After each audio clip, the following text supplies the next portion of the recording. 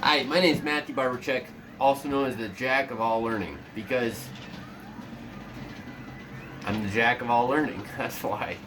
So, what I'm going to show you right now, by request, is the 3D printer operating behind me, which is an open source design that has been built by students.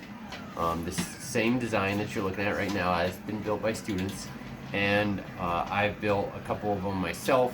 And I guess you would say the price of admission would be about $400 for this design, $400 to $500, and it's performing at a level that is competitive with what's out there on the marketplace. And it took some time to get there. I really struggled to get it to perform at that peak operation, but I gained and understood a lot about 3D printing to get it to that point. So let me show you what we got going on here. The machine you're looking at right now, his name is Dewey, because I've got a little bit of a farm here and I name him. And what Dewey's doing is making a face shield. Now, this face shield design has been pretty cool to watch develop in this crisis. Despite all the negatives that came with it, one of the positives has been kind of observing the innovation that Americans and humans are able to whip out when they need to. And this is one of those things. So it's printing this device right now. And what this will do is it goes on your head if you're a healthcare worker, and a piece of plastic will lock into these tabs here. And now there is a face shield in place for your healthcare workers who are dealing with, possible vocal or mouth fluids or splash fluids or whatever. They've got an extra layer of protection now. So that's what Dewey's doing behind me. Now, Dewey Print, the machine itself, is an open source design. You can find this design if you just look up Athena build overview. You could find out mostly how to build this on your own. It wouldn't be a plug and play option by any means. You would take a lot of legwork on the builder, but it's doable. It's possible. I know so. I've built this same design with students before. And I'll be honest, as I started going down the open source route, because it was accessible and affordable, I kind of felt like I was working with lemons the whole time. It took this crisis for me to realize, and the designer of this, his name's Jerry, from Michigan Tech University, told me frequently that this will outperform anything on the market. Sorry, Jerry, I was skeptical. I wasn't sold. Most of my experience was kind of flawed stuff. Maybe that's due to my poor assembly or building habits, but it just seemed flawed. It seemed lemony.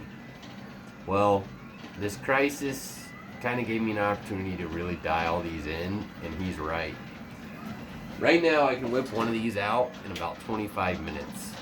In fact, I can go faster than that, but what happens is these arms start to get really weak.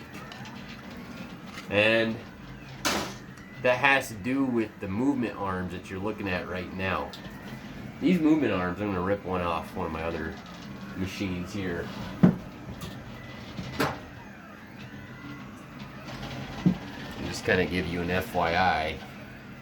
Is it like an aluminum rod? These ball bearings are JB welded to the end of it. And then they go into this magnet. Ooh, I think I can show you the magnet too. Here's what the magnet looks like. It's got like this countersunk face on it.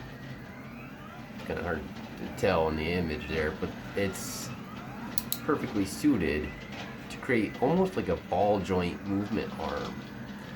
You could say it's a magnetic ball joint movement arm.